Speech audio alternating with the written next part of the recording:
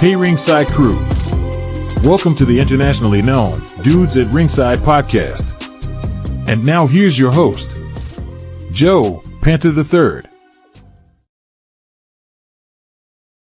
Hello there, wrestling fans, and welcome to another episode of the internationally known Dudes at Ringside podcast. I am Joe Panther the Third, and today, ladies and gentlemen, you're in for a treat. I have a young lady that is from the UK. She's made a debut as a manager, but she wanted to come in and hang out with me here at the Dudes at Ringside studios. Let's give a warm Dudes at Ringside podcast welcome to Saxa. Welcome to Dudes at Ringside. Welcome. Hi. Hello. Hi. Thank you. Awesome. So, if my American fans are not familiar with you, introduce yourself.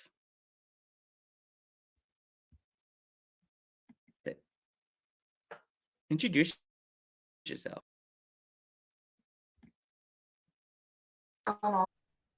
So, introduce yourself to the internationally known audience.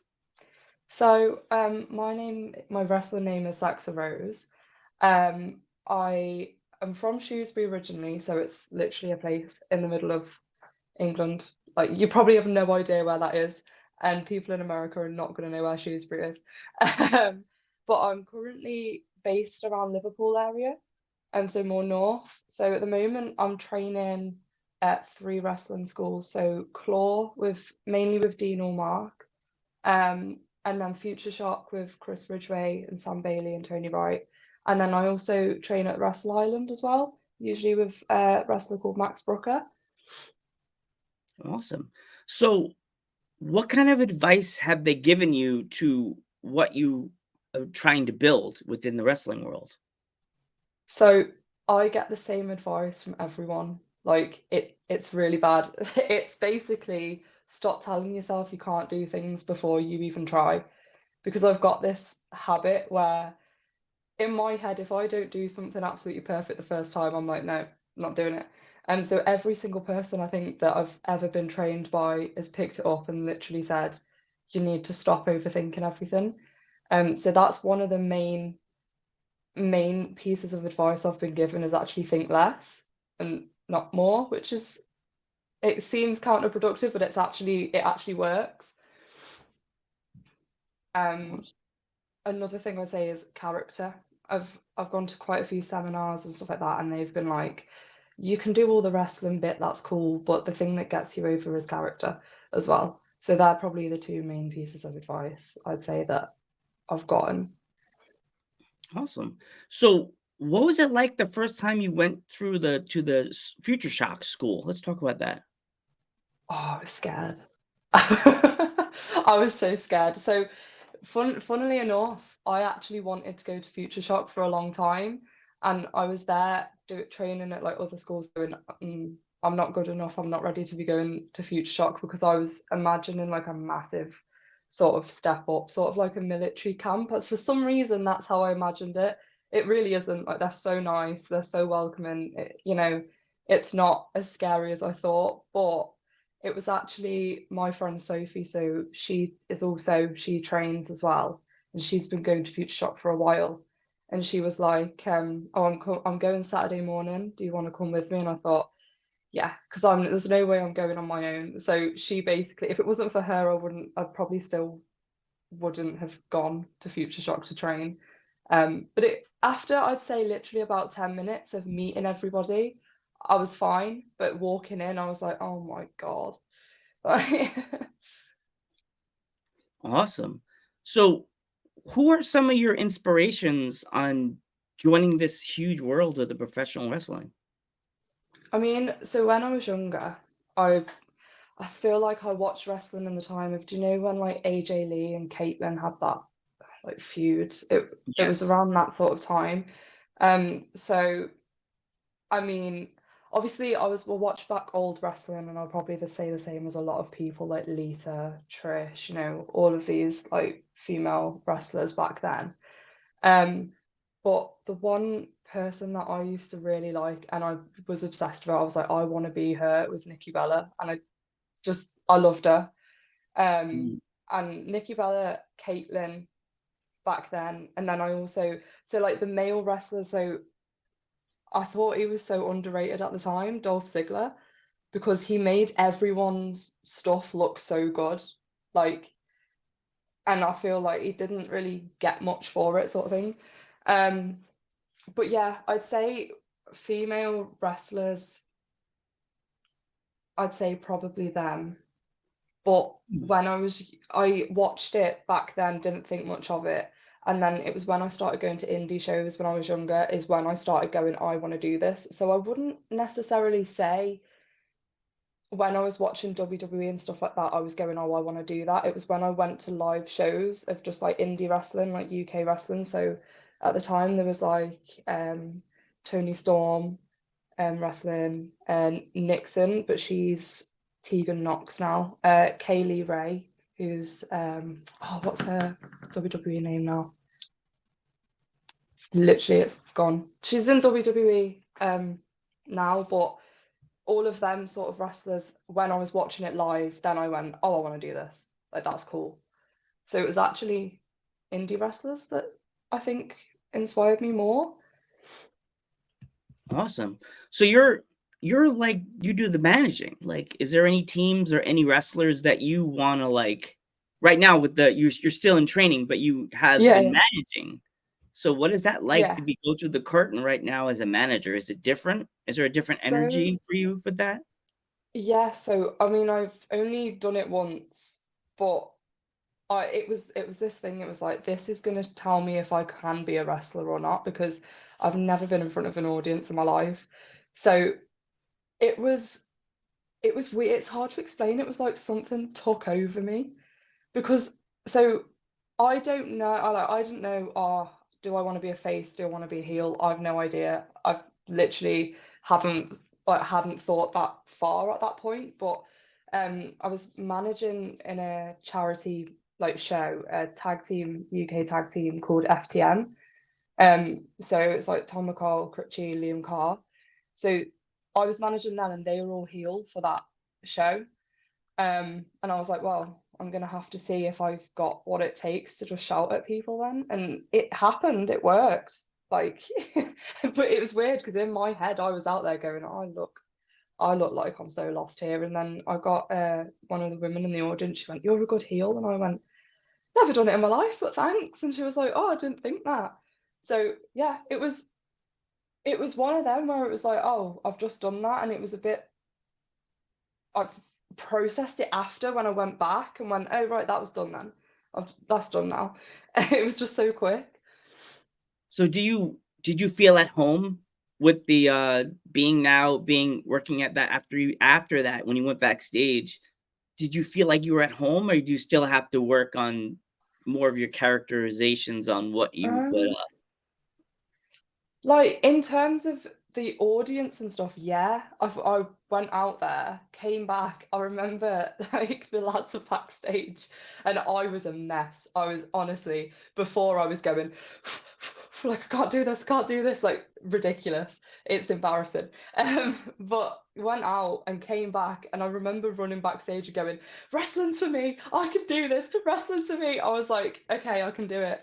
But the character, I think I could do that character if, in terms of a manager sort of role, I would be able to carry on doing that character because it just came naturally. Like, I didn't think much about it. But I think if I was to debut in terms of actually doing a wrestling match, I don't know if I would be heel. I think it's a lot easier to be heel as a manager than it is when you're wrestling. So yeah, we'll see what happens with that one. So what is your schedule normally like between like your real life stuff and your wrestling? What does that schedule look like for you? So I've been hitting training hard at the moment. So I've got like a full-time job. So I'll wake up, go to work. I work from home like 3 days a week. And then I'm training probably like 4 times a week at the moment. So it'll be, for example, next week I'm going to Future Shock tomorrow, actually, Tuesday, Friday and Saturday. So I'll literally go to work, finish at 3, if I start at 7, then drive to Manchester, go to training, come home, go to bed, go to work, go to training. It's literally like constant. And then weekends are pretty much like shows. Like I'm always at shows, like obviously not wrestling on them and stuff, but I'm always like helping out at shows or like just hanging about sort of thing. It's something with wrestling. You could go to shows and just sit there and watch. And like, Yeah. is there any advice you've gotten from any of the roster, the mainstay roster, from the bigger wrestlers that you wrestle with, the show you go to? Is there any advice that you've taken from any of the wrestlers?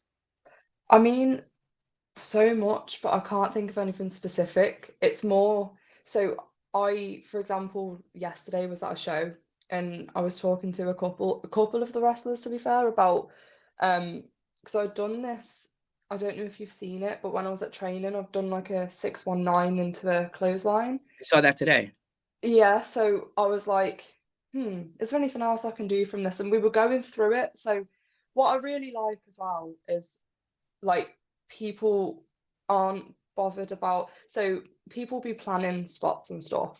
If they're in Mm. the ring, fair enough, but people like to talk like outside of the ring, and then you can quickly go in and quickly practice something. So for some reason I've decided 619 yesterday, but to try and just run through something to see what would work. And the thing that is really great about wrestling is I think it's that people are supportive and they do want to help.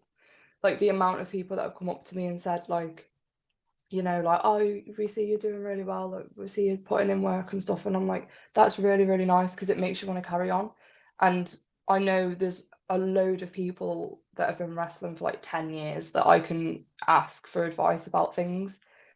So it's literally a lot of advice all the time. And that's the good thing about shows as well. Awesome. Like before we were talking about um the local business. So where would we say would be your local place you like to go to all the time to eat? Oh, to eat. Okay, so I'm gonna sound more posh and just saying like Mackey's or something, because that's but there's a place by me and it's like on the waterfront, so I'm sort of where overlooking Liverpool on the river, but a little bit round, so you've got the coast bit as well. So there's a place called Merino Lounge and it's really nice. It's all like candle lit and stuff, but it's good food for quite a nice sort of price. I literally went there today with my friend. That's where I was earlier. So Awesome. that's my go-to, yeah. Yeah, we also were talking about with it being that season, that spooky season. That's where the dude's logo is a pumpkin. Hopefully, it doesn't splatter into big mess at the end of the season. Um, so you want like I'm from the States and we go Yeah. hard here for Halloween. So what do you do in the UK for Halloween? Is there anything like you go to or you do around this season? I feel like the Halloween in the UK is nothing like compared to America. Like we have pumpkin picking, I guess. Like you can go and pick pumpkins from like fields and stuff. Trick or treating, to be honest, like when I was younger, it was a big thing. I don't know if it's the area I live in, but they don't even trick or treat anymore. Because I remember last year I bought a load of sweets for like kids that were going to come round, and I think I got 3 people knocking on the door, and was just like, oh. So there's, I'd say it's just probably the things that you do, just a lot smaller, because I don't know if you ever heard of it. It's called Farmageddon. Never heard of that. No. So it's basically like this. I can't even explain it. Like people dress up like they're actors. They're like workers, and you go into like Oh, haunted houses and like a they haunted. jump out. And We call it differently in the States. There's a different name we what is it call it. called? It's called a haunted house. Oh yeah, okay, Like a yeah, haunted house, a haunted like maze or whatever it's termed definitely, I guess, in the States that they are in the yeah. UK. Well, the Farmageddon thing, that's the actual name of it. So it probably is just like it's a company sort of name. Mm. But they're fun. I went to one of them last year, and this man was after me with a chainsaw, and I went, "It's not real though, lad, is it?" So I just stood there and went. How do they prove it's not real? Do they poke it and go, "Oh, No, it's I don't cold"? think it's got the chain on it. So I think it's the noise. Obviously they've got the noise, but I'm there Yeah, like, well, it's not going to be real, is it? Because your insurance isn't going to cover that. yeah, Like, you're not going to be running after me with a full-on chainsaw. yeah. Like I'm saying, the person shows up that day. Oh, I bought a chainsaw from a store. No, you can't use it. You have to use the one we gave you from Party Yeah. City. Like they had the Because I've fireworks seen, coming out of the thing. yeah, I've seen so many horror films like that. I watched this one horror film and it was like it was based in like a haunted house thing in America, and they just obviously they thought, oh, they're all actors, and then they weren't, and then they all died. Jeez. Uh, yeah, that's what I do at Yes. Halloween, watch horror films. So, what would you say would be your favorite horror film of all time? Oh, that's so hard. You could do it. You don't Oh, have to give it a top five because lately I've been doing top five favorite horror movies. that's so difficult because I've seen. No, Do you know when you binge watch horror films and you don't even know the names of them? You just go, "Oh, that one looks great. I'll watch that." all the But I time. need to Terrifier. I need to see number 3. That's like I need to go and see that. Top, oh, You could just do like a too run, hard. a run of it. You don't have to do the number. You could just give me like See, a I was gonna few. like the sort of films I like are like slasher films. So They're more like like brain teasers. I call them brain teasers because they'll hit you in the head. You know what I mean? yeah, yeah. And I like to know. I like to go, "Oh, who is it? Who is it?" So, you know them like the horror films where it's like a frat party or something and then everyone's getting killed and you're like, who is it? Stuff like that. Yeah. But I think the one horror film that I remember watching when I was really young was The Grudge. And Oh, The that, Grudge. Okay. yeah. So I watched that and thought it was great. And then I watched it back like a year ago and went, oh, this is really bad. This is so terrible. But I just think you desensitize yourself to it. I've not answered your question, have I? No, no, it's good. You gave me. This is perfect. This is perfect. Um. Um, So, what is your favorite candy around this season? Because I have Skittles is always like one of my big favorites. Starburst, oh yeah, Twizzlers if they have them in their bags. But yeah. yeah. I like drumstick lollipops. Me. Oh, the Dum Dums. Is No, it Dum Dum? the chewy ones. You know, they're called drumsticks. Maybe they have a different name. Oh gosh, here we go. UK Maybe. and America. There may be different name in the UK because some companies may get told, "Can you change your name?" Because you're Yeah, in the yeah. states, in UK, we can't say that. In the states, there's one called Dum Dums. What is that? It's like the little lollipops. They're like this big. They're tiny, and they have a Mm, little paper around it, and they have different flavors. Like they have what's it called? Root beer flavored. Um, um, yeah, look it up when you're done with me. Dum Dums. That's what they're yeah. called. Dum Dums. They're I little. don't They're even tiny know if we little things. have them. See, UK and America, we have different candies. Yeah, Like, no, I've watched so many things on YouTube where they go like, "Oh, British person tries American candy" and stuff like that, and it's like, wow. It's great because I think, to be fair, there are shops in England where you can get they're like American sweet shops, but I just mm. haven't been in one for a long time. Um, but I'd say like drumsticks are just these chewy like lollipops, and they're like half red and half white. Oh, yeah, I know them. But we Yeah, also have a caramel have lollipop here in the state. It's a caramel. Yeah, it's like a caramel lollipop. It's pointed, so it's like a caramel color, like yeah. light brown, and it has like on top it's caramel. Underneath it looks like an apple, so it looks like a caramel apple.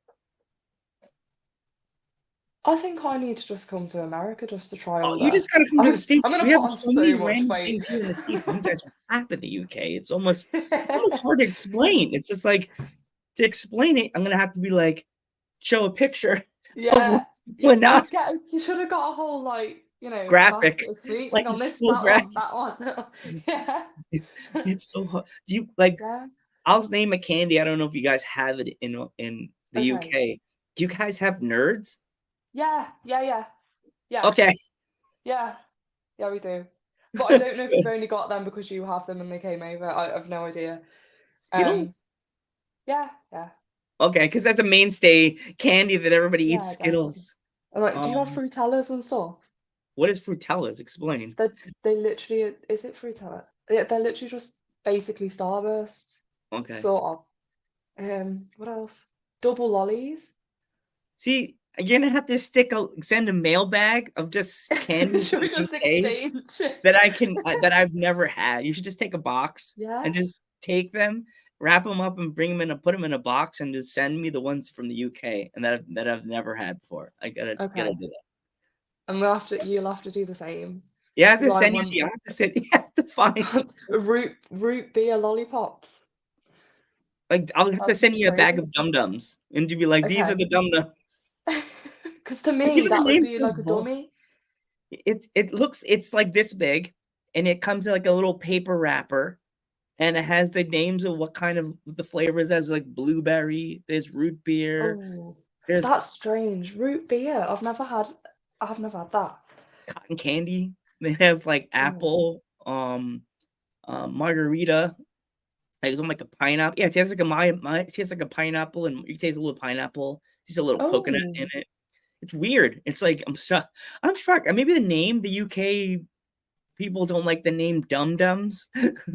No, Dum Dum to me would be like, because right, I don't know if you've ever had anything like this, but I remember when I was younger, it would be like a dummy that like for a baby, but it would be like a lollipop sort of on it, like a, and then you just suck it.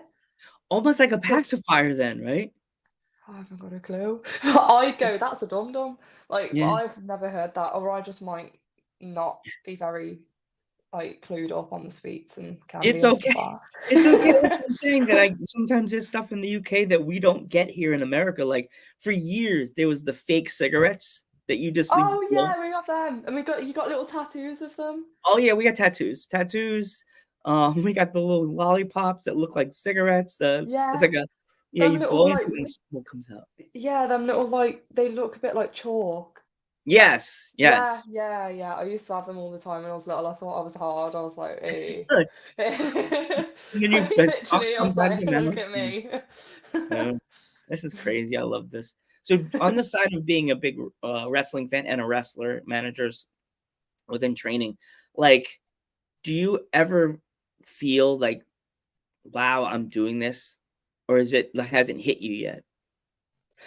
Yeah, I think the past couple of weeks it started hitting me. So I was very like I'd go to training all the time, but I'd never post, or I would on like my private close friend story on my private account and stuff. Um, but recently I've been posting on my actual wrestling account, and obviously training a lot more. And I think like since Monday, my account's gone up by 100 followers, and I've not done anything. And I'm there going, that's nothing. 100 followers isn't anything big, but it's the fact that I'm just there going, like you reaching out. I'm like, oh my God, like what am I supposed to say on this? Like I was so stressed. Yeah. um, but no, like even when so this is what's so counterproductive of me. I want to be on shows so bad. Like it's so like the feeling of going out to an audience is so good, and like hitting a Hurricane Rana is so fun, and I can't imagine putting them two things together, doing a Rana and people going way. Like I really want that, but as soon as someone says, "Oh, we're thinking about possibly booking you at some point," like quite in the near future, I go, "Great! Oh my God!" So I do get that all the time, but I need to push through it because I'll just keep sort of postponing doing anything. But it is a bit sometimes like, what am I doing? Am I doing this? Is this really gonna happen? Sort of thing. Yeah. I get you, Lexi, Saxy. But it's kind of cool to think that you're showing some kids that fans could Yeah, eventually one day become a wrestler. yeah. So have you had any kids in closing? Have you had any kids approach you yet when you're managing, when you're back, like walking around and ask you for advice about getting into the business? So I have had, it was a show called TNT. I wasn't doing anything on it or wrestling or anything, but this little girl, she just came up to me and gave me a hug, and I went, oh, that's so cute. When I did the managing thing, the kids didn't like me very much, which meant I did my job well. But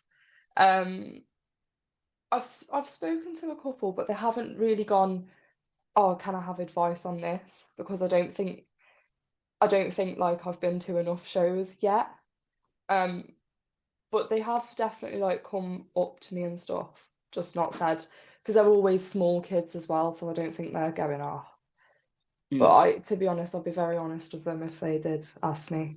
I'm gonna literally say, because I'm not gonna shy away and go, oh yeah, I know exactly what I'm doing. I'll literally say, listen, I don't know. Do you know what I mean? Yeah, I get you. I totally get you. So if my fans want to follow you on social media, how can they find you?